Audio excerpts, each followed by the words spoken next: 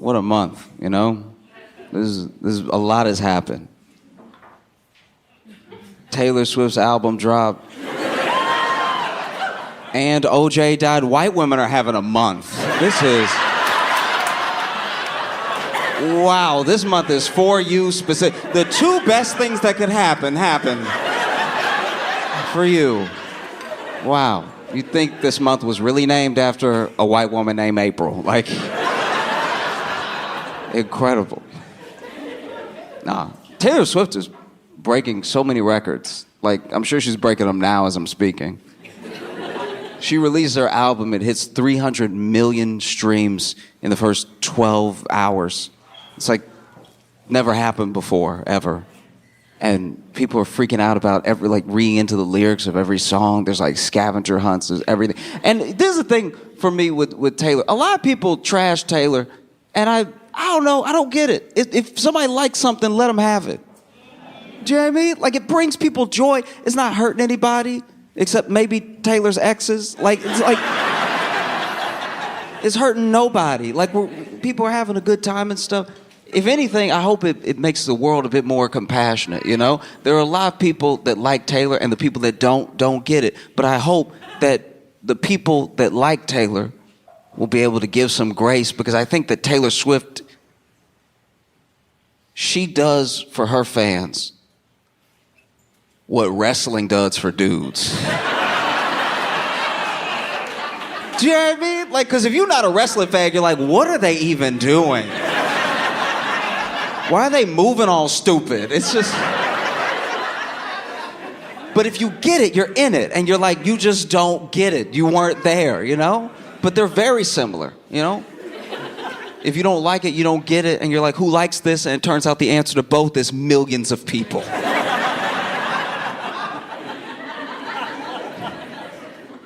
You know? Same way that there are a lot of little girls and young women out there that want to be Taylor Swift, or older women that see themselves in Taylor Swift. I think every man in here has looked at a wrestler and...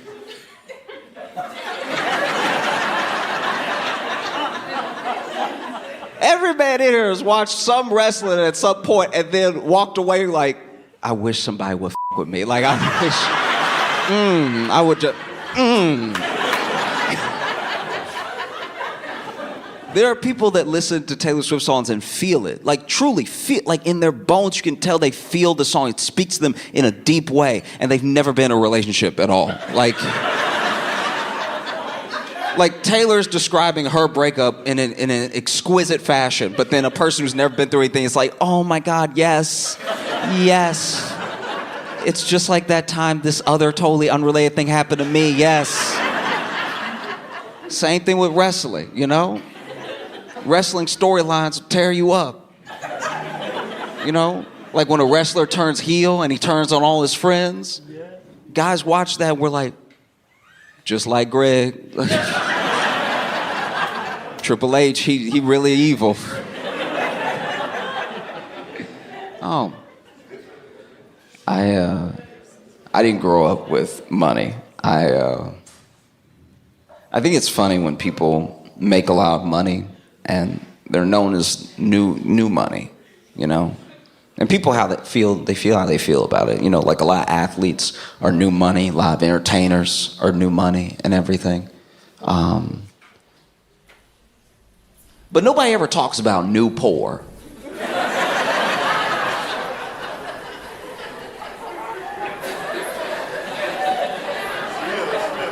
We never talk about new poor, and we don't feel bad for new poor. A new money backstory is always inspiring. It's always like, I came from nothing, and I studied hard, and I played football to the best of my ability, and then I got a scholarship. Got a scholarship to a good school, a scout school. And then I played every day like the scout was there every day. I put my body on the line, and I still studied as hard as possible in case football didn't work out. But you know what? I had a great game in front of a scout. They brought me out. Next thing I know, I'm getting drafted. And now I'm one of the top earners in the NFL. We love a story like that because it felt like all you really needed was to do your best, and you could make something out of that. So we love new money. But nobody ever talks about Newport.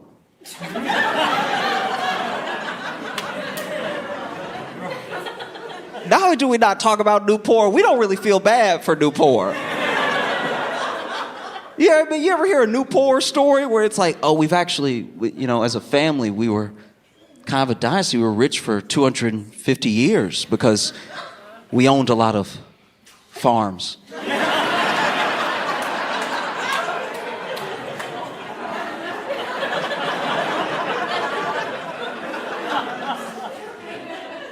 Yeah, we owned a lot of farms, and we were big in tobacco, and so as the farming industry lended itself to a more industrial tobacco industry, we profited, and it was my great-great-grandfather that actually sold his shares in the tobacco company, and he had other ventures that he wanted to go into, and he had some sons, but only one of the sons really had kids, and so all the wealth just kept getting consolidated. Less and less people had kids, so then it was all down to Trent. And Trent took some big swings with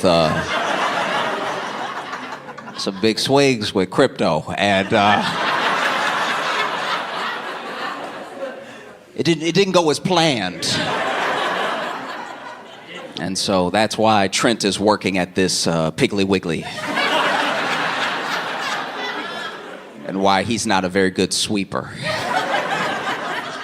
He doesn't really understand the broom needs to touch the ground. He just... It is genuinely hilarious watching someone rich try to do a job. It's a little disheartening, but you're also like, look at him go. Oh, I remember my first experience with Newport was a kid in my neighborhood. I didn't always live at the best neighborhoods. I'll put it like that. And there was a kid when I was little that moved in, and you could tell he was Newport. We were playing. I think we were just playing in like this lot, and he walked up to us, and he had just moved in with his parents, and you could tell he was Newport because his name. You could tell he was Newport because his name was Thurston. And I remember when he said it, and there's a thing with kids where, for whatever reason, and it just is what it is. Sometimes kids take a certain shine to each other, or they don't like each other, or whatever. But we liked him as soon as we met him. We just really did, and he was so earnest. He's a sweet kid, and so we were just like, you can play with us. We don't care. And we didn't even really have a concept of money in that way to look at him sideways, right? We were all just kids. But when he said that his name was Thurston, I was kind of like, ooh. That's the most punchable name I've ever heard in my life. So, look, I tell you what, we gonna call you 30.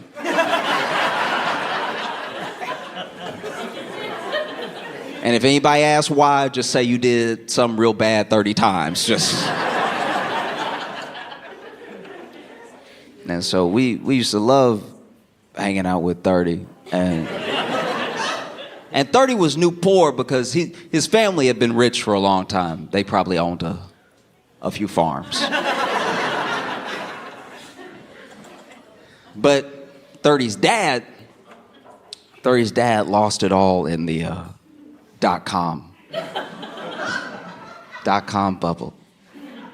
I don't know. Yeah, I guess if you don't know anything about it, back in the day when the internet was very new, a lot of companies were like adding these online sides to their brick and mortar stores, which was obviously super profitable for some businesses, and for some businesses it didn't matter at all because it was about the infrastructure of being able to send everything.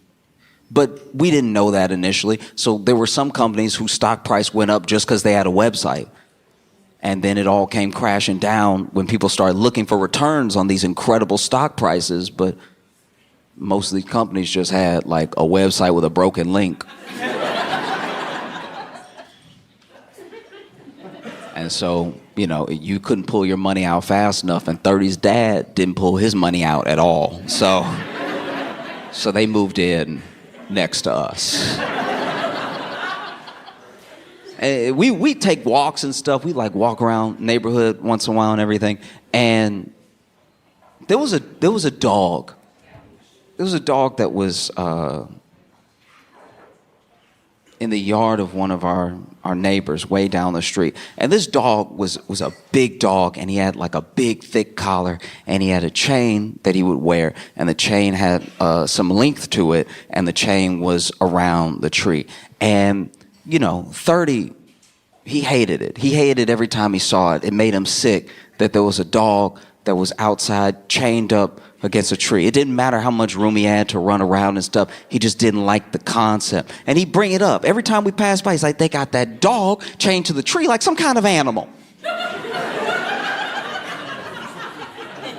And I was like, yeah, 30. Crazy stuff. And look, I'm not even saying that is right. I'm just saying it was a very big dog. Like, it was... Like, every time 30 would like protest that he want to go over there, he's like, I just want to like let him free. He should be able to run around. I was like, all right, but okay, listen. At that house, they live with that dog. So they probably know something we don't. Maybe they tried the whole freedom thing out. Maybe they used to have 2 dogs. That's a big ass dog. Maybe I'm not saying you have to love it. I'm not saying it's not wrong. I'm just saying that they may have tried other things. Maybe they tried making them inside dog. Maybe they used to have more family members. So you see what I'm saying? And there was one day where we were walking down the street together, and he peeled off from us, and he did it without saying anything, because I knew that he knew if he said something, we would try to stop him. But he just started walking over towards that house, and I told him, I was like, hey, I'm pretty sure that's a dog from the Sandlot. So you really don't need to be playing games. Don't go over there, right? And then even as we saw him kill, we were like, 30, where you going? 30, what are you doing? 30. Started saying it slow like it was his real name. 30! Get back over here. And this kid climbed the fence, jumped over, and the dog is like laying down, but he's not asleep, but he's just sort of laying in the grass. And 30 jumped over the fence, ran over to the chain, and the chain had no lock. It was just wrapped. And so 30 pulled it a little bit, released the slack from the end of that chain, and the whole chain just drops to the ground. And now the dog has not been moving. The dog's just sort of laying there. But the dog heard the chain drop, and he felt the slack release on his collar. And the dog turned around and looked at 30, and even the dog was like, are you sure?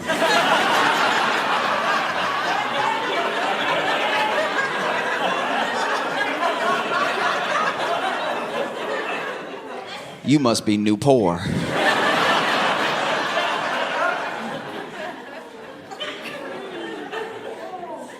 And so the dog turns around, and he just, I don't know, just, you know, like when an animal is made of muscle? When they just have like phenomenal National Geographic level power? This dog whipped around and just started charging at 30, right? Now 30, in his very sweet mind, he thinks that this dog is bounding towards him for a hug. And so he actually starts to bend down and open his arms.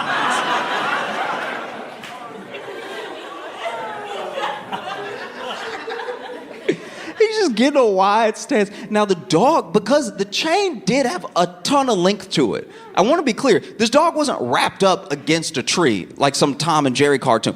This dog actually was bounding for a while. And he was bounding so fast that, like, it was either all 4 feet touching the ground or nothing. Like, the dog was like this or it was like this.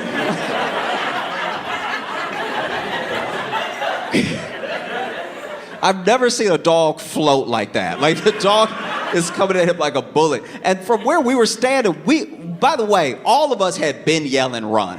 We've been yelling run since we saw that the chain had no lock on it.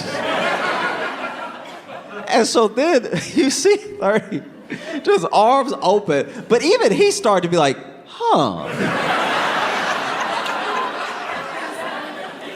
I've never seen this sort of reaction from a young pup before. And the dog is bounding towards him. And as it starts to really get close, 30 immediately just turns around and starts to run. But his wires are so crossed, he's still in the crab stance. So he's like, ah!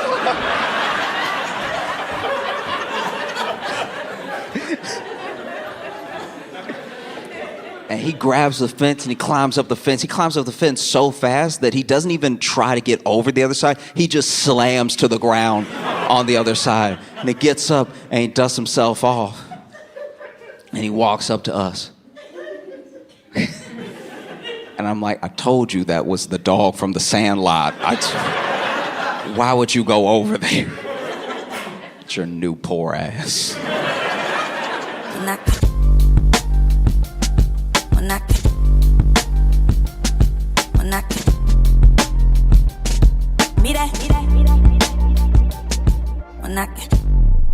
I don't know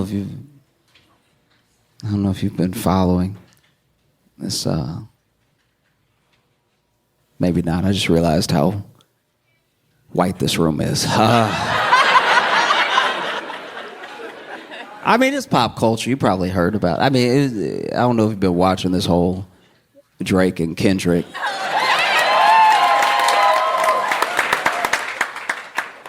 My. What a time to be alive. Okay. All right, so Drake and Kendrick, they are rappers, sir. They're rappers. Okay, I want to make sure everybody, and I'm not acting like I know. You might bump Kendrick all the time. You might be a big Pimp a Butterfly fan. You know, I'm just checking. So, Drake and Kendrick's relationship actually goes back way further than people realize, because Drake brought Kendrick with him on tour when Kendrick was like just starting to pop, but Drake was already a big deal, right? And it seemed like they were cool. You see these old interviews, they're in pictures together, they have such nice things to say about each other, and then along the line, something changed. Something happened. And we don't know what that thing is really, but they both started to kind of like go at each other in small ways. And some people take it all the way back to the Control verse. Kendrick did a verse in a song on, it was actually a Big Sean song. Big Sean is a rapper, sir. All of these are just names, and I want to make sure that we're all up to speed. So he did a verse on a Big Sean song called Control, but it blew up so much it became Kendrick's verse. It became the Control verse, which is crazy. And in that verse, he went at everybody. He called people out by name, you know? And he said, I got love for you all, but I'm trying to murder you. I'm trying to make sure that your fans don't even love you anymore. They love me so much. I'm coming for the crown. I'm coming for everything, right? And just about everybody thought that it was actually pretty dope. It was actually like, okay, hip-hop as a sport. Like hip-hop as, you know, a fun thing, a contest to see who's actually the best. Because everybody calls themselves the best on every song. Eventually, someone has to be the best.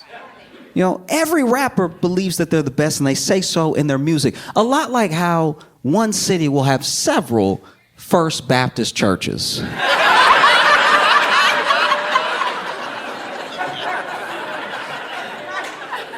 When you look around, you're like, one of y'all has to actually be first, right? How can y'all even all claim to be first? This is confusing. And so he releases the Control verse. Now, this is something, maybe this is where it started. It's where a lot of people say it started, but maybe it was something else. But Drake seemed to take some sort of issue with the love that Kendrick was getting for that verse, with him being called out, even though he's someone that helped, Kendrick out in the beginning. But even in interviews, Kendrick explained himself. He said, like, this is a contest to see who's the best. It's all love, right? But Drake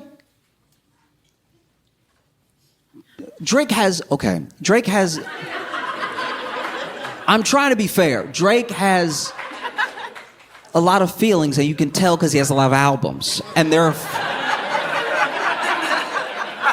are feelings on every one of those albums. And some people don't have several albums worth of feelings. Some people only have 4 or 5 albums worth of feelings, And some people decide when to let it out, and he just lets it out on a pretty tight schedule, a pretty regimented schedule of release to let out all of his feelings, And he said, he's like, I just didn't like it. It didn't feel sincere. I just didn't vibe with the whole thing, because then I saw him later and he was all nice to me.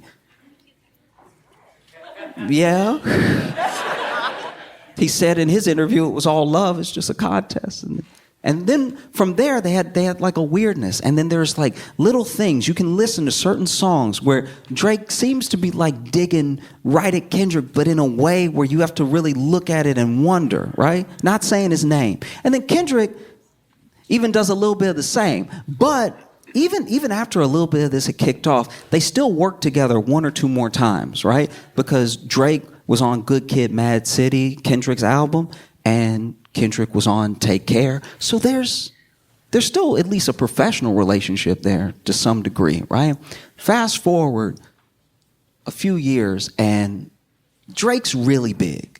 And when I say really big, he's like what Bad Bunny is now, he was back then, like top in the world, right?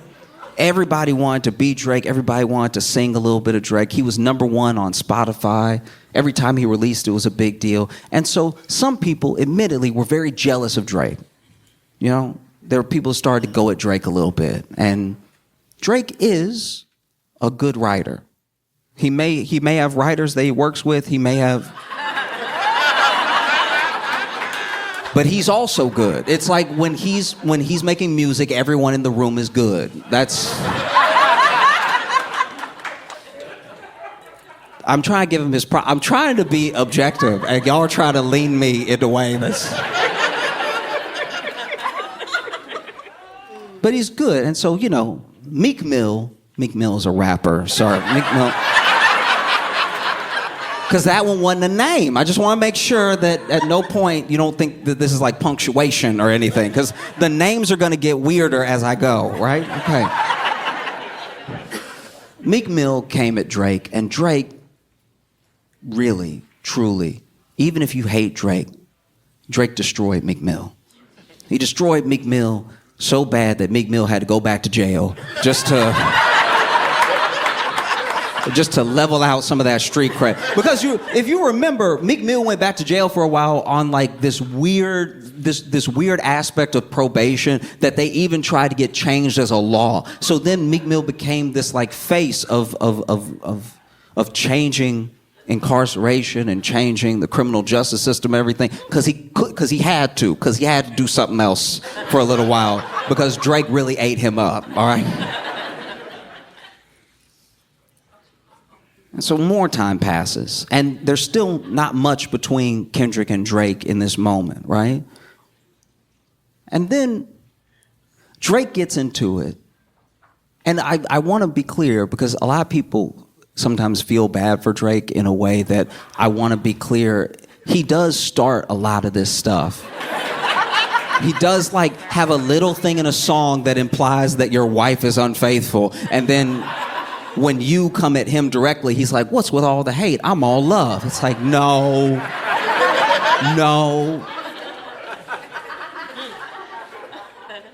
The best way I can describe it is that Drake kind of fights like a cat. And some rappers fight like dogs. And so, he'll do a little paw and he'll be like, what's the issue? And so Drake went at Pusha T, which was a true mistake. This is the thing about people like Pusha T, right? You don't want to mess with anyone who's actually had a hard life. Drake grew up in Canada, grew up with, this is my thing. A lot of people come at Drake for, they come in a way I don't like. They come at him in this like colorism way where he's like, you're not really black because you're half white. I don't roll with any of that. I just truly think, but you see what I'm talking about. I'm not, y'all are trying to get me to do something I'm not doing. I'm just saying it's very hard for a rapper to seem hard, right? When they have not been through what other rappers have been through. Like, it's hard to go hard when everybody knows you had health care.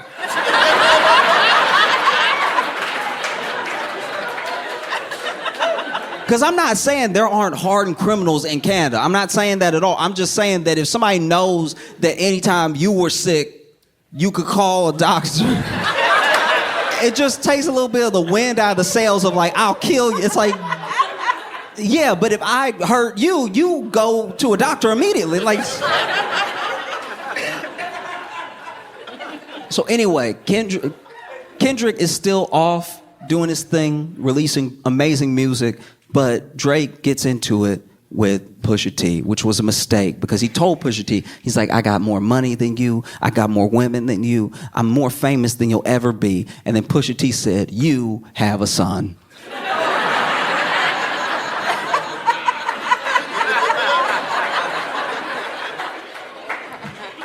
He released the fact that Drake had a son, which people didn't know, on a track that's cover was Drake in blackface. Everything about what Pusha T did to Drake is why you don't get involved with people like Pusha T. You're like, a part of me felt bad for Drake. Drake was probably like John at the mouth and everything and didn't know he'd do research. It's like, Drake is sitting there like, guys, I thought we were rhyming. I thought we were making music. What is this? And so anyway, now Drake perceivably takes care of his son. And,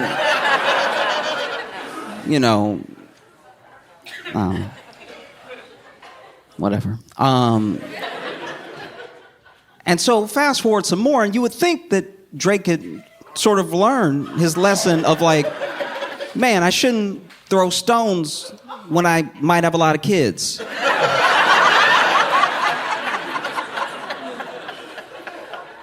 And for his part, I will say this, for his part, every time somebody comes at Drake, he does come at them pretty hard, pretty heavy. And he does release music that his fans love, and there are a lot of his fans. I'm saying that's something that I thought about going into this thing, where I was like, he always does really try to like give you something, but what he gives is twofold. What Drake is usually trying to give you that sort of earworm, trying to give you that thing that takes you to a place beyond the beef. So now people will still play back to back and songs that were responses to beefs he's had in the past, just as songs to enjoy, And so this year,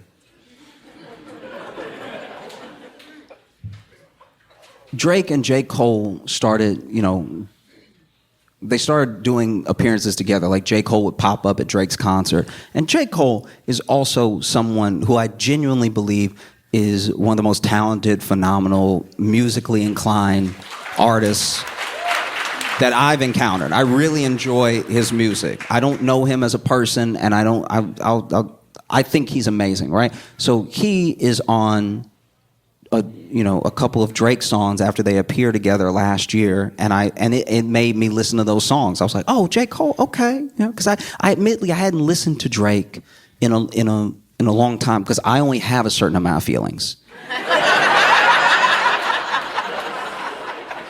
I feel like I got pretty far. I feel like I listened to several albums, and then at a certain point, I was like, I feel grown. Like, you know? And anyway, they do a song together, and then they do a song called First Person Shooter. And in First Person Shooter, they're going back and forth about how great the era is and how great they are. And First Person Shooter is a fantastic song, right? And then J. Cole in the song says, I'm like, you'll forgive me if I'm getting it wrong, but he says, maybe something like we're the top top two, three, okay. And then he was like, is it Kendrick, is it Aubrey, or me? Because we're the big three, like we started the league, but right now I feel like Muhammad Ali, right? And I guess Kendrick heard that and took it as a personal affront. I wouldn't have felt that way. Like if two people were like, man, we're the best ever, and Josh is great too, and I wasn't even there, I would be like, oh, thanks. But I'm not built like Kendrick. You know? And so then later we would also find out that apparently Drake tried to get Kendrick on that track.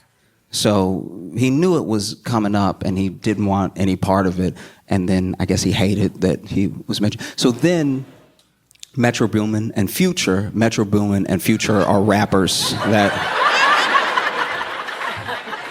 Because that could have been a label name. I'm not making fun of you at all. I'm just making sure everybody is up to speed and you're right in front of me. That's all that's happening, right?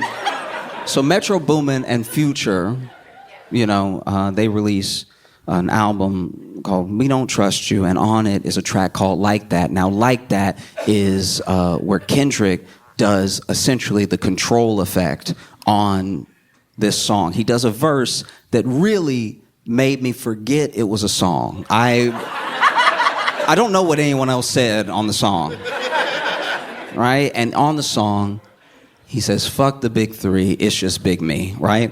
Which is also, hey, I've always said I want to be the best. I've said it from day one. As soon as people started interviewing me, I said I want to be the best. As soon as people started listening to my music, I said I wanted to be the best. This is not out of character for me. This is the same thing I did 10 years ago, right? So just for me, if it were me, if I was one of them, if I was Drake and I heard fuck the big three, it's just big me, I also wouldn't take it as a personal affront.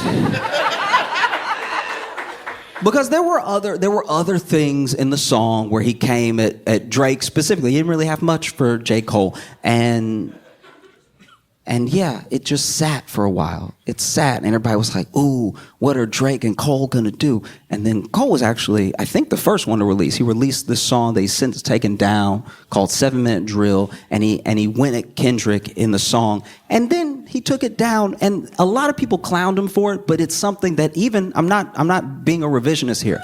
I said this when it happened. I was like, I respect the fact that he took it down. Because it's not something he really wanted to do. And the internet is all gas, no brakes. The internet will get you to mess up your life. Do you know what I mean? People you don't know are like, I wouldn't take that if I was you. What you gonna do? Huh? Do something, huh? Huh? People who are very safe at home, I wouldn't, if I was you, ooh, I'd go at his neck. I'd eat him alive if I was you. Do something, Jermaine, do it. Do it. And so he took it down, and he even said, he's like, I didn't feel like doing it, so it's not even good. I kind of just went at him a little bit, and it's true. In the song, he doesn't even say anything that bad. He's just like, one of your albums was boring. I won't even say which one. And then he took it down because he said, I don't know, this felt corny. And I respected the hell out of that. Very few men, grown men, famous men, powerful men, very few ever apologize. very few ever apologize without being made to, with the threat of losing their money, losing their fame, losing something. Very few men. So I respect that, and people clowned him to no end. But then the actual beef between Drake and Kendrick started, and that was a lot. Because Drake released a song called Push-Ups, and he didn't just go with Kendrick, he went at a bunch of people and, implied that Kendrick's wife was unfaithful, that his son might not be his and everything. And people are like, ooh, what's Kendrick gonna do? What's gonna happen, right? And then, he releases another song, and this song is AI. This song is Drake with the late Tupac and Snoop Dogg, and it's going at Kendrick. And some people had their feelings about that. But then, oof. On a random morning, I was, it was right about the time I was supposed to say my prayers anyway. You know your morning prayers? You thank your God for waking me up this morning, right? And Kendrick dropped a song called Euphoria. And I think when it happened, a lot of people, including me, was like, oh, this is an actual rap beef now in the way that we had in the 90s. These dudes do not like each other. And Kendrick says he hates him in the song. He says, I hate you. He said it a lot. He said, I hate you a lot. He did artistically, but he was like, ooh, I hate you. Ooh. Ooh, I hate you. Ooh, right? And, woof. It was a lot, right? And then,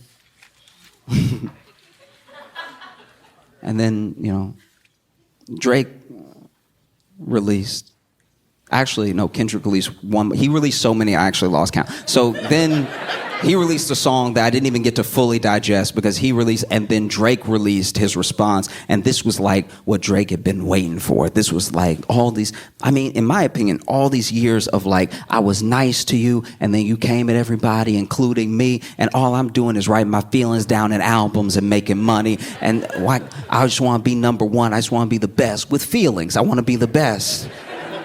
And so he just took everything that he had, and he put it in a song called Family Matters, right? And 20 minutes later,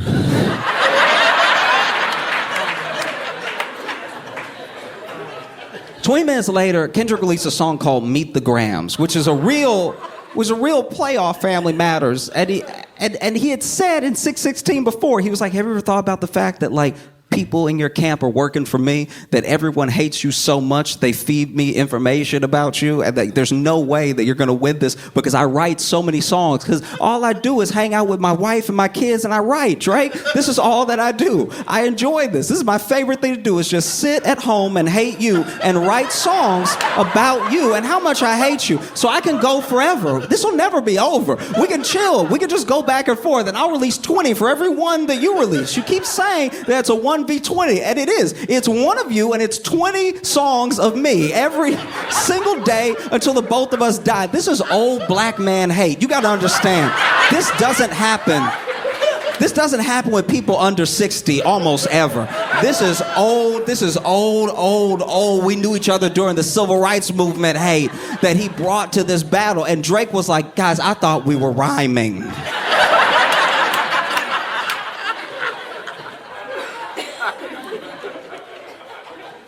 And in Meet the Grams, he laid it down. He started the song by talking to Drake's son. Talking to Drake's son, being like, I'm sorry that's your father. Genuinely, I'm sorry that's your father, because I can tell he's not raising you well, because I can tell he's not living a good life and he's not a decent man, okay? And so if you don't understand this right now because you're 6, play it back when you're 18, okay? He said lots of things. He said things that are illegal. He said Drake was doing things that, you can listen to it. Woof.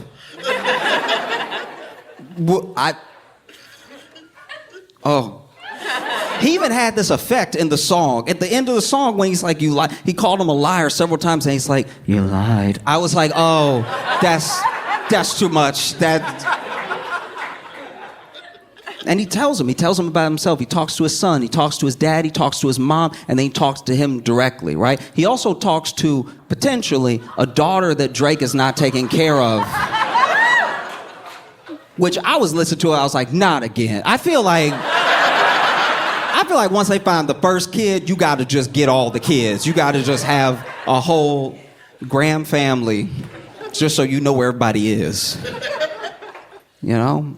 And people go back and forth. Does he have a daughter? Does he not have a daughter? Some people think they've even found the daughter, everything like that. And I don't know. I mean, it's really bad. It's so bad.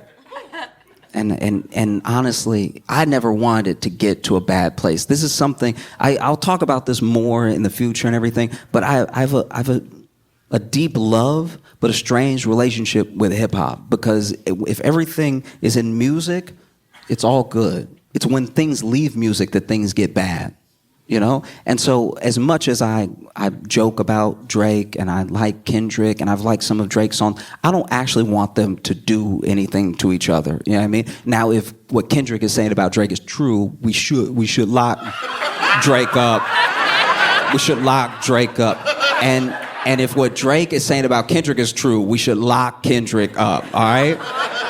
Because, you know, it's a rap battle, two dudes that hate each other. Maybe they're lying, who knows? But I'm just saying, this thing, I didn't want to see anything bad happen to either one of them. But when Meet the Grahams got released, I don't know what Drake thinks, and I don't know what his life is like, especially right now. But I think back to those battles and those beefs in the 90s, and I wonder if Drake wasn't like, I'd like to be shot, please. Like if you could just plug me one time and then we can smooth the thing over.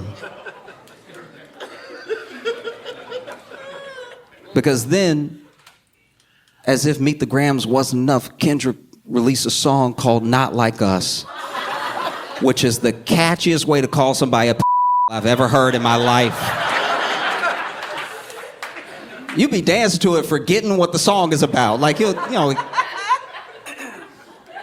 And then Drake released The Heart Part 6. And I think that's when he lost. I think, because in The Heart Part 6, he's like, this was all part of my plan. We fed you information about me for you to say, so everything that you said is wrong. And don't you feel dumb now that I tricked you? And it just kind of felt like, you know, like what a kid, okay, you know, like when you play rock, paper, scissors, and you do rock, and the other kid does scissors, and you're like, and they're like, no, actually, these are lasers. Ba-pow, ba-pow, ba-pow, ba-pow.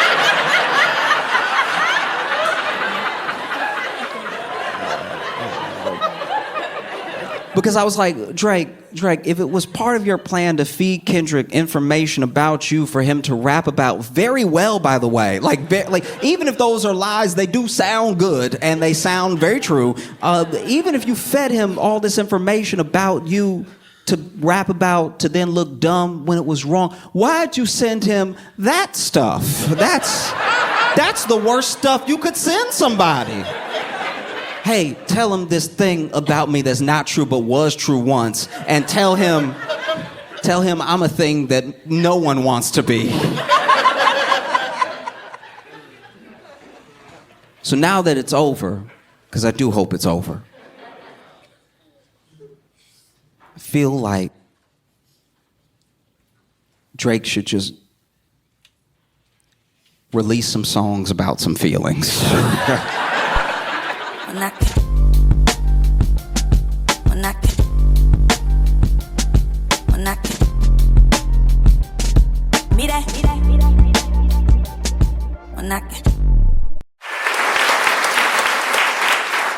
Thank you for coming out on this exceptionally hot summer. This is genuinely crazy. This is like, this is bad. It's bad. Like when you walk outside, you don't even appreciate the sunlight. You know what I mean?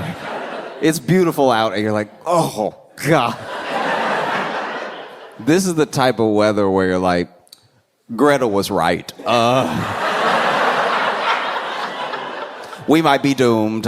We should have been listening when she was sailing or whatever the first thing she said was. It's really bad. This is the type of weather where it's so hot you start getting weird offers. Like you go outside and there's just somebody standing on the corner like, hey, you give me $1 and I let you sit on my ice.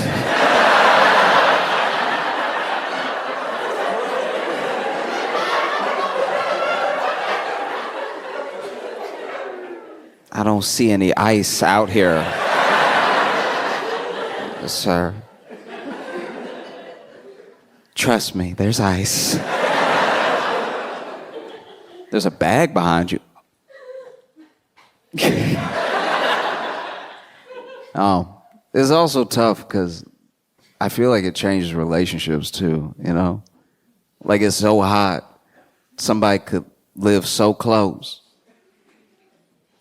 But the test of love is which one's leaving their apartment. Yeah, I mean, you know, you'll live next to somebody a 15-minute walk away, but it'll be like, I could die. I can't be doing that just out willy-nilly just for you to see me. We can FaceTime, all right? Like, I feel like even the way people are sexting must be different, you know? You're just texting somebody. Middle of the day, like, hey, I got that AC.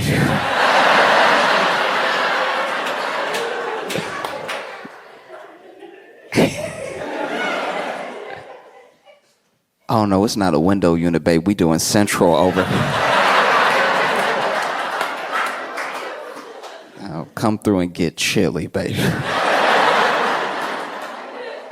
It's like weirdly still sexual, but it's all cooling related. Like, I got popsicles. If you're feeling freaky, we could both just sit in front of the open fridge door.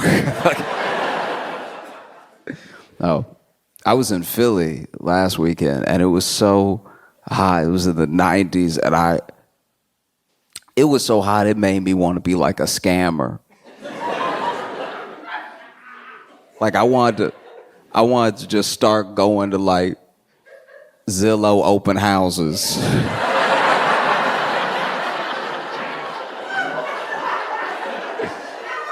Places I have no intention on putting an offer down on. Just to stand to the AC, be like, oh, 2.5 bath, okay.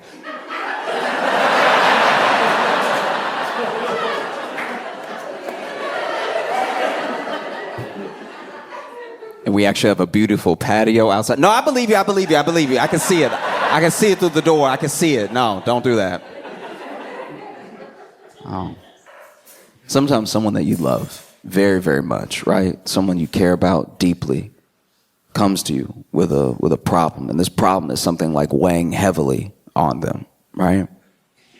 It's taking up all their mental space or anything. And you love this person, right? And they come to you and they're telling you their problem. They're trusting you with whatever it is. And while they're telling you their problem, you realize that it's boring. Don't do that. Don't be good people right now. We've all had somebody come to us, a brother, a sister, an aunt. Someone has come to us, and you, as they're telling you their problem, you're like, I don't give a shit about any of this. Like, why are they even telling me? I can't even help. What are they doing? This is ruining my Saturday. So sometimes someone that you love very, very much, deeply, comes to you with something serious to them that's a real problem, and it's boring. But somehow, overhearing a stranger's problem is always fascinating. I'll give you some examples. So a couple weeks ago, I was on the bus because life ain't going the way you think, right? And so I was on the bus, you know, the people's limousine, right? And I was on the bus, and I was holding the rail, and another guy next to me was holding the rail, but he had his phone like this, right? Like tucked into his arm. And he was just like, I don't know what to do, all right? I do not know what to do. She keep fucking dudes off Facebook Marketplace.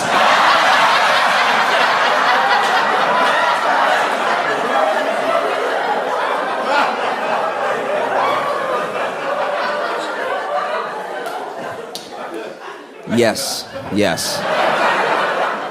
I'm in.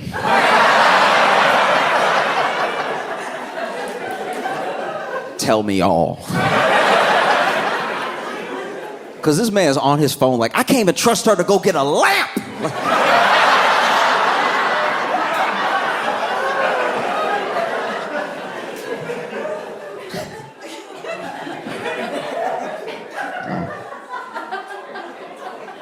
A couple days later, I was also on the bus because once again, life could be better, right? We'll get there, but until then, community Uber, right? And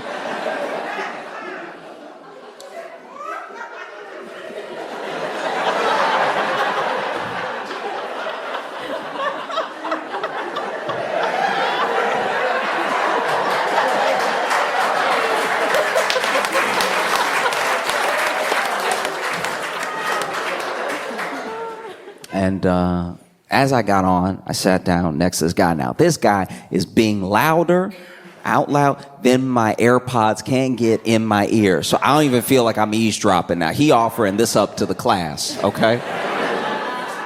And so he's putting his phone down when I sat down next to him, but he was, calls somebody else.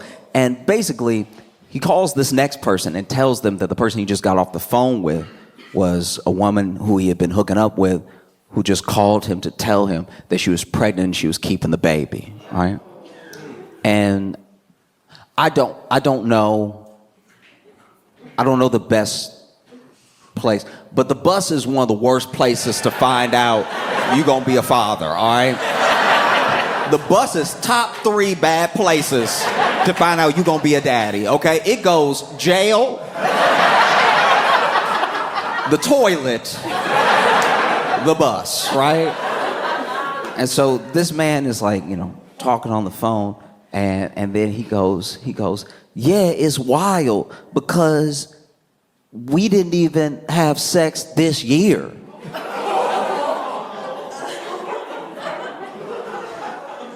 And I was like, oh no.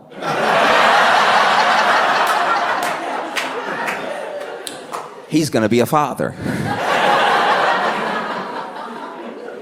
And they kept talking and they kept talking. Now, I can't hear the other person on the other side of the line or anything, but I can just hear the like I can hear that noise is happening, right? And so then they must have asked the question that was on my mind, which was, when was the last time y'all slept together? And it was like, yeah, I haven't even seen her, or like, we haven't hooked up since like August of last year. And I was like, uh-oh. He's not about to be a father. Like, oh. Fellas, we got to start learning at least a little bit about women's bodies.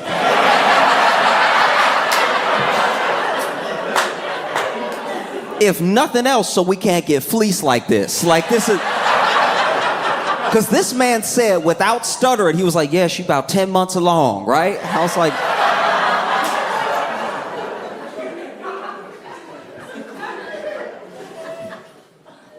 oh. And then they kept talking, they realized he actually did get the math wrong, right? The math was wrong. It was 11 months. And I was like, okay, so when do I step in now as a stranger, right? Like, when do I step up and step in to help? Because I've been missed my stop. I missed my stop.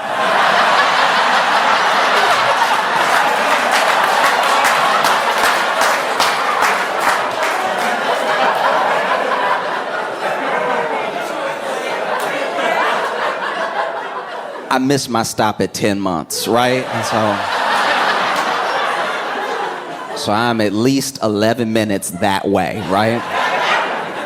And so finally, I leaned over to him. I was like, hey, bro, I couldn't help but hear, we all heard. I couldn't help but hear, and I have good news and I have bad news. The good news is you're not about to be a father. The bad news is you should maybe never be a father.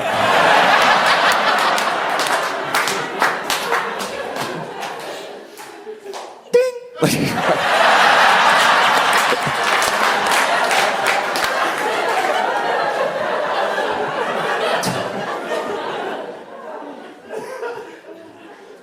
You also overhear wild stuff, like the heat changes people for real. Like there are things people do in the heat that they would not do otherwise. You know, like I was walking my dog, and in the background, like way down the street on the corner, I heard a little kid get into a fight with the ice cream man. Because once again, I'm walking my dog, and just in the distance I hear, nigga, it's a nickel.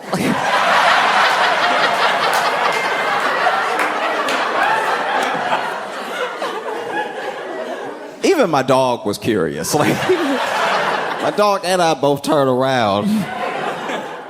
And the ice cream man was like, I don't care what it is, you short, little man. And this kid looked up, I don't know how old he was, looked up at the ice cream man, head can't reach the counter, and goes, your dick is short, I want my chocolate.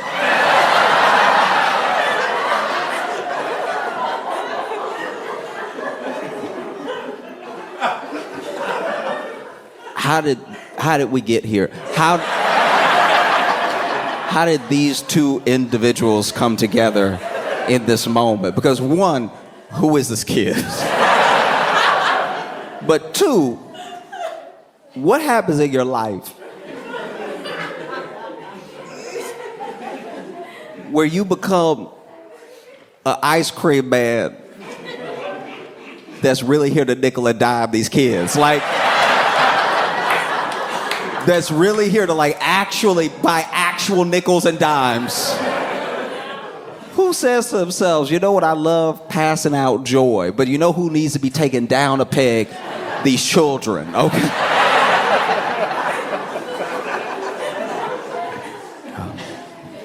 I'm trying to figure out what type of friend I am. You know, I think I'm a good friend to a certain degree. I feel like if I discover for myself the type of friend that I am, I'll be a better version of that friend to everybody, right? Because I'll know my limits, I'll know what I'm willing to do, what I'm not, and everything.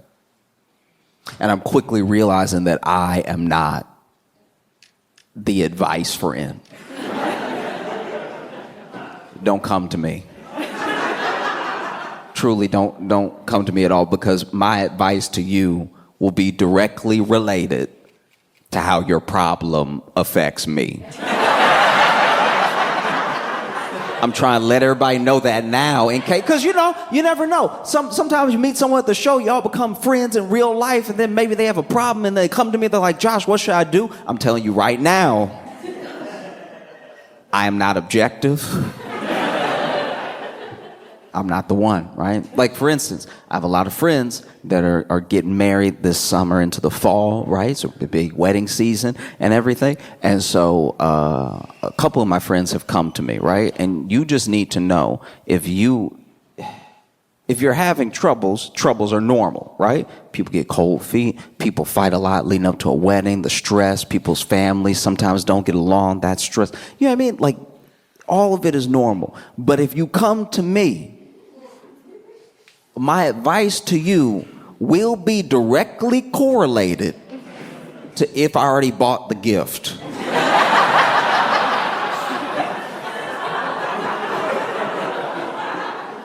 Because I had a friend come to me, his wedding was about, 2 weeks out, he was devastated and everything, and he was a good friend, so I had already bought his gift off the registry. It was a Vitamix 3500, so it was, yes. See, exactly, yes. 100%, yes.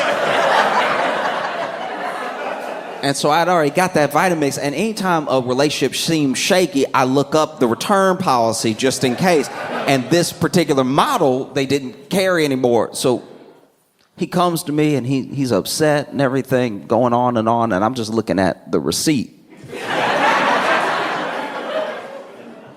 And so finally, he looking at me to say something. I was like, dog, you love her. Like... She, your moon, your stars, all that stuff. Like, everybody cheat, okay?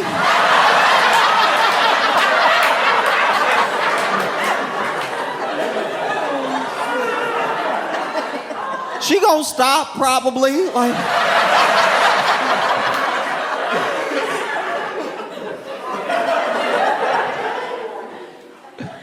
I had a different friend come to me, and this friend, the wedding was about like 2 days, like two days out, and my man comes to me, and his problem was very specific, deeply specific. Basically, his fiance and the wedding planner had planned out the whole wedding, pretty much top to bottom. They weren't really asking him for much, but then he was offering up. He was like, is there anything that you need me to do that I can take off your plate? And she was like, no, we got it. And he was like, well, there's got to be something. Like, I want to be involved somehow. And so then she told him that basically they had everything planned down to a T, but he could pick the placemat at the reception, right? Like the little place that, as long as it was in line with the color theme, he could pick that. And so then my buddy poured over for like several days all these like little different, you couldn't even tell the difference between them, all these different placemats and stuff, and was like trying to make a good decision on the right one and everything.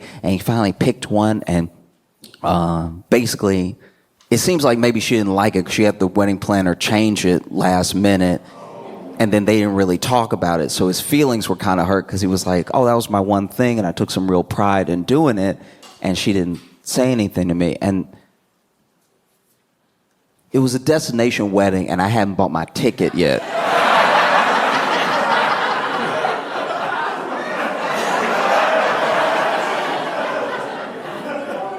I hadn't bought my ticket, and I hadn't got a gift yet. And so he was telling me about it, and I was like, I wouldn't take that if I was you, dog. Like, for real. Sometimes you gotta put your foot down, all right?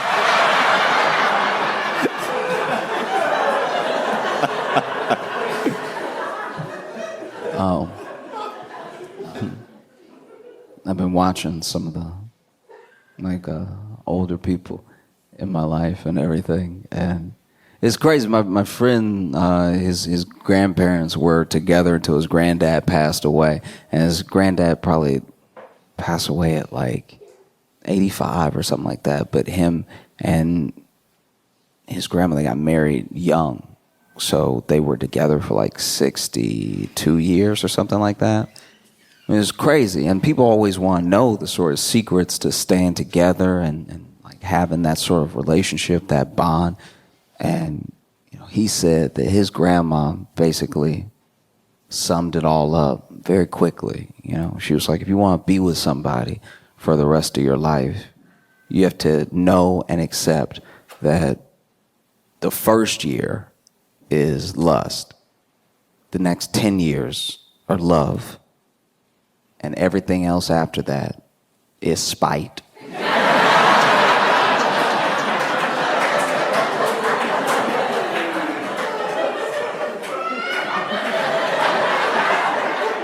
And she said spite without missing a beat. Like she's like, that's a secret ingredient. Like every day you wake up and you're like, we go to war.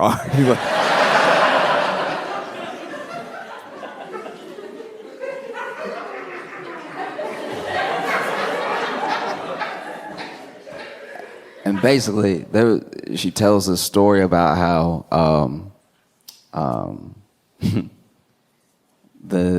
the night that his grandpa passed away, they had this routine where his granddad pretty much wouldn't even sleep in the bed anymore. He would sleep in his chair that could recline like his lazy boy, and then he would be falling asleep watching TV or something like that.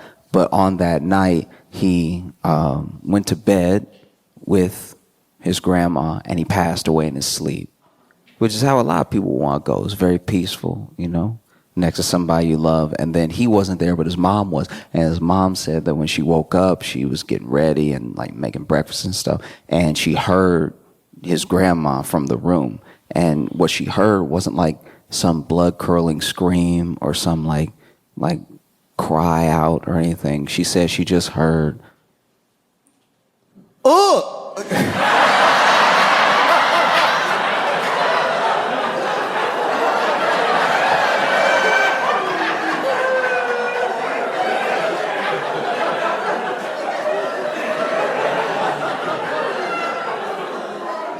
What? Ooh.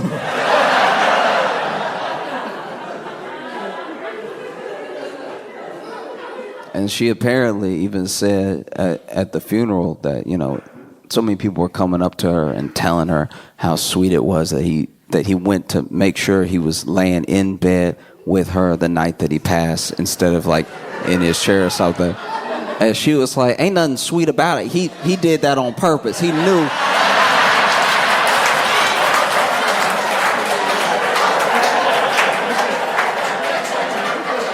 No, he knew he was gonna die that night. And he wanted to put his cold ass feet on me one more time.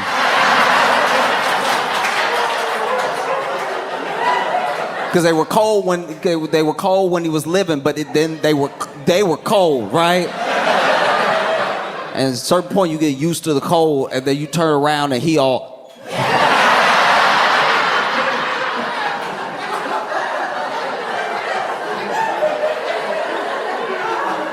just laying up there like. And I told him take out that trash, and he didn't do it.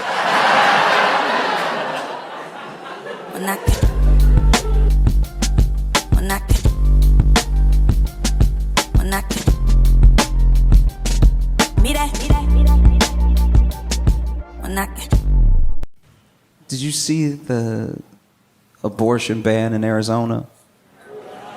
Yeah, it's pretty crazy because, in case you haven't seen, the state Supreme Court, I believe, reinstated an 1864 law that bans abortion across the board, no exceptions, right? And people are, you know, obviously protesting. People are going back and forth online and everything. And I've been thinking about it a lot because I'm thinking about it from the perspective of someone who will never like need one himself.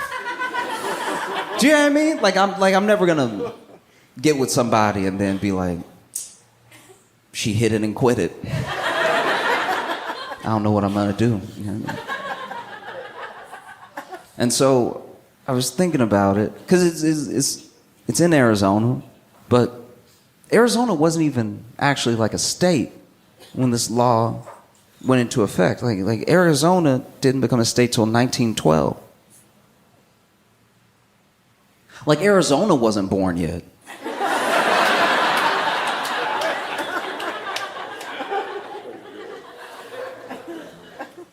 And it's such a contentious thing because it's so much about belief, right? There's one side that believes that there's like murders happen. They believe that people are dying. And then there's another side that believes in their autonomy. They're like, no, you can't just come in here and tell me what to do, right? And no matter where you land, I've tried to think of a way through, like a path, right? Something that makes things a bit more fair, you know? And I'm not perfect, and I'm not a woman, so I don't know if this is helpful, but it feels like everyone who wants the 1864 law should just have to live like it's 1864.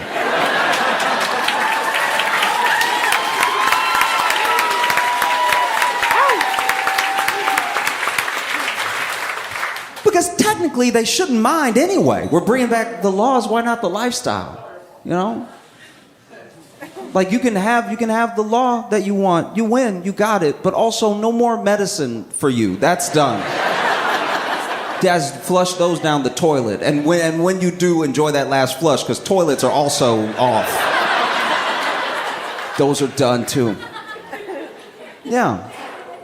I don't know. Feels like we're leveling the stakes a little bit, you know? Some of these people that want these laws, it's not actually gonna affect them. So you have to bring them in, give them some skin in the game, right? If it's 1864, oof. One bad taco.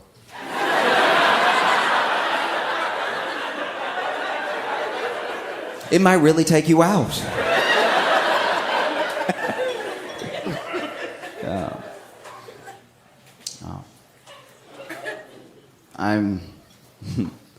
I just want a good doctor. I live in New York and you think there'd be one, but I don't know, I just want to have a good doctor I can depend on and go to a lot, because I was going to this one doctor just for a checkup, right? Just a physical, because I hadn't gone to a doctor in like a year and a half. I've been blessed enough to not have more than a cold. So I just wasn't going to the doctor, and I finally went, and, you know, he had the popsicle stick. And he was like, go ah. And I was like, ah. And he's like, no, ah. I'm like, ah. And he's like, no, like, ah. And I was like, ah. And he's putting the popsicle stick in my mouth. He's like, no, like, go ah. And I'm like, ah. And he's like, deeper. I was like, don't say that to me. Not for this. And so he's like, go ah, and I'm like, ah. And then this thing happened, and I understand people are human, but this is unacceptable, right? So I'm like, ah, and then he's like, yeah, like, ah. But then he is going ah so much that he goes like, ah, and then he coughed in my mouth.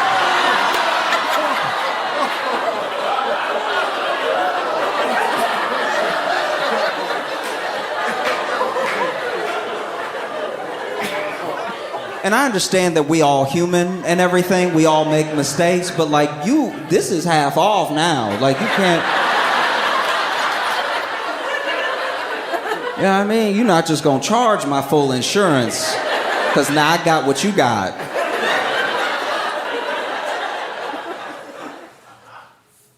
I'm a black dude. I'm a black dude with plenty of white friends. And it's crazy, because, you know, there's a weird thing that you have to watch out for as a black dude with white friends. You know, you gotta watch out for a little tokenism in there.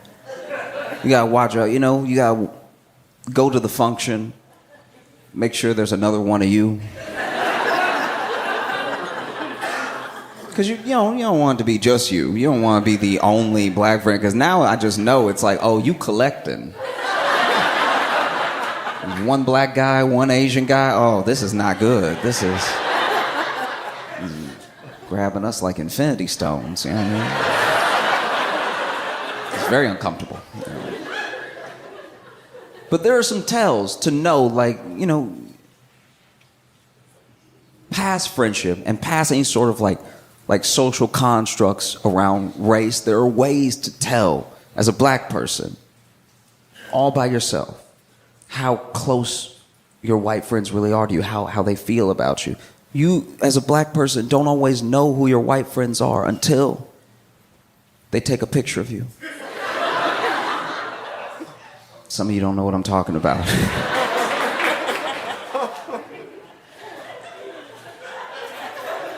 Cameras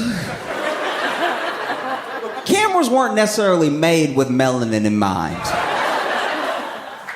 And every once in a while, you'll have a white friend take a picture of you, or a picture of you and them, and you don't come out looking great.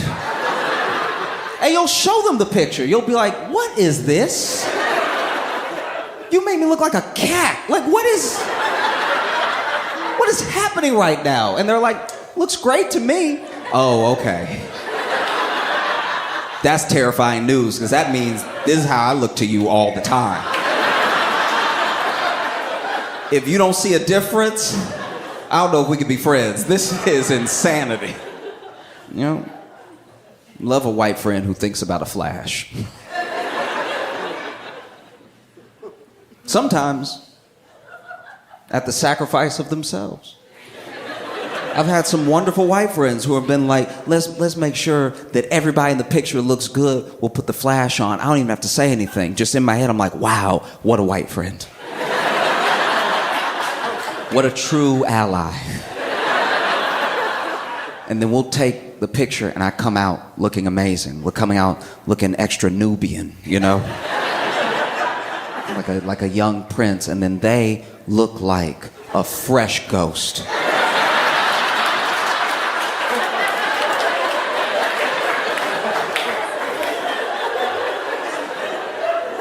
And this is where hypocrisy comes into play. This is where everyone can be a little racist, because I'll see the picture and I'll be like, I don't really see a problem here at all.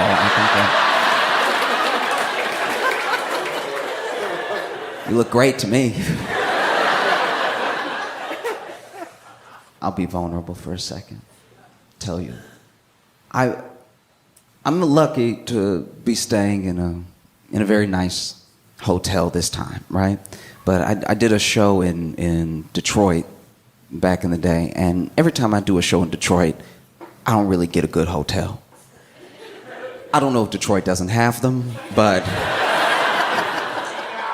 even when I stay at a different place, I'm having the same experience. And basically, I got some food, was going to my hotel room. I was eating the food in my hotel room, and proceeded to get food poisoning in the hotel room, right? So I'm very sick. I'm feeling horrible. And I'm feeling horrible quickly, which means this could be death. You know what I mean? Usually, even as poison, it sits for a second. It decides to stretch before it poisons, right? Like, let me get my, you know? But this poison went right to work. And so I ran to the bathroom and was in the bathroom for what had to be like 45 minutes, right? Like, I say that because I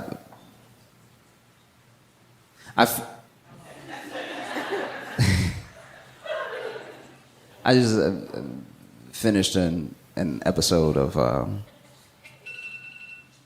Answer It, yeah.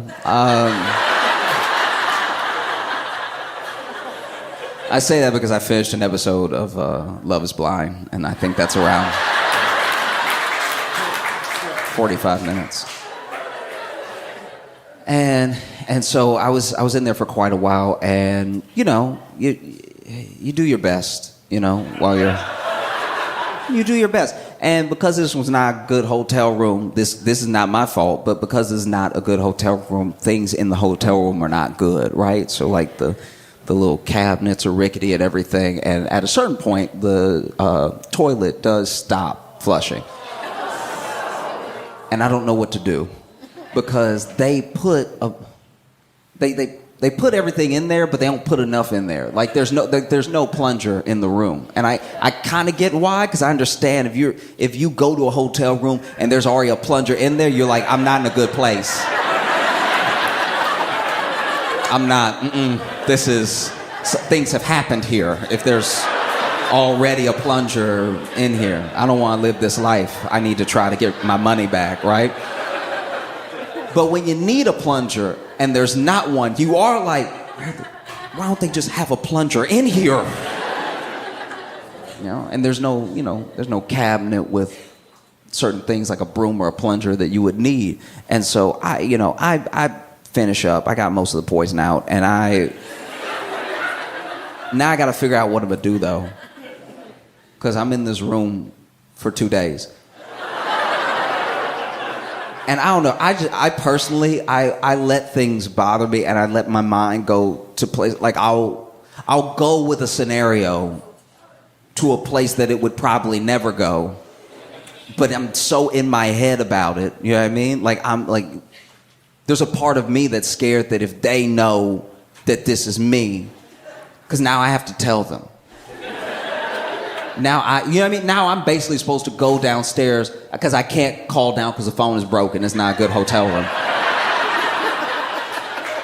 And so now I basically have to go downstairs and be like, hey, listen, I got some food from where y'all recommended, by the way, and it poisoned me. I was poisoned, and then I had to work the poison out.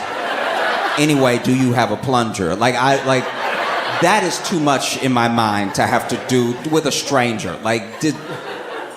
And I was even honestly kind of rehearsing it in the mirror. Like, I was just like, if I just ask for a plunger, or if I'm like, hey, do you have any extra bathroom supplies? And then they're like, toilet paper. I'm like, guess again.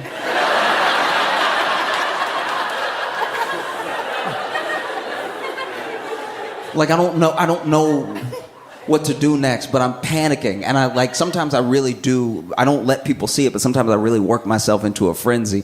And so I was like practicing in the mirror what I might say. And then I was like, no, because then even if I plunge it myself, I don't even want them to come in, because then they'll think of me like that. I can't leave a tip big enough for... I also can't leave a tip big enough because I don't have the money to stay in a nicer place. So like, we are all meeting on the level right now, right? And so I'm like, I'll plunge it myself, but then if I plunge it, then where do I put the plunge? And so then I go downstairs, and I'm standing in front of the front desk, and somebody else was checking in, so I let them check in, and then I walk up, and I'm like, hey, I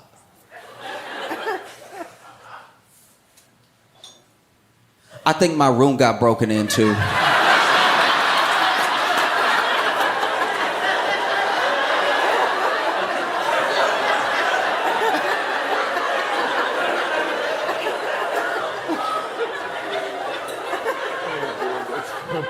And it just sort of came out of my mouth. But they were like, what? And I was like, oh yeah, I came back and the door was open and stuff. Y'all don't have cameras, do you? You wouldn't have cameras. This is in a nice hotel, so... Okay, y'all have to take my word for it, thank goodness. Yeah, I sort of came back and my door was cracked open. Maybe I didn't close it enough. That's my bad, but can you... I don't know. I just don't know what to do. This has never happened to me before. And so then they're like, well, let us see if anything was taken. And so I was like, oh, I didn't want this to happen either. And they walk with me back to my room.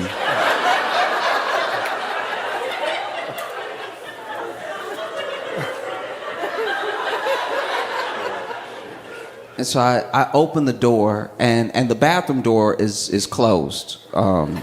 I had to close it. Even for me, it smells like poison in there.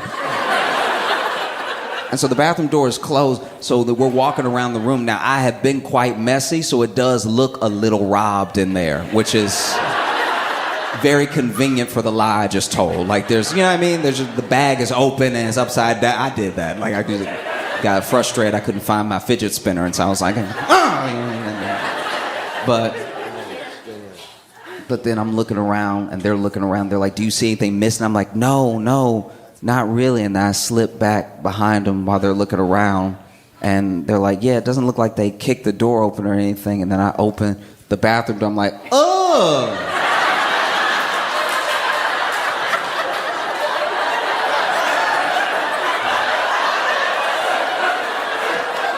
Ugh!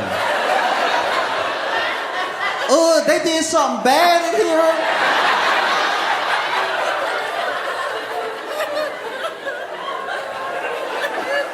here. Y'all need to up security. Y'all.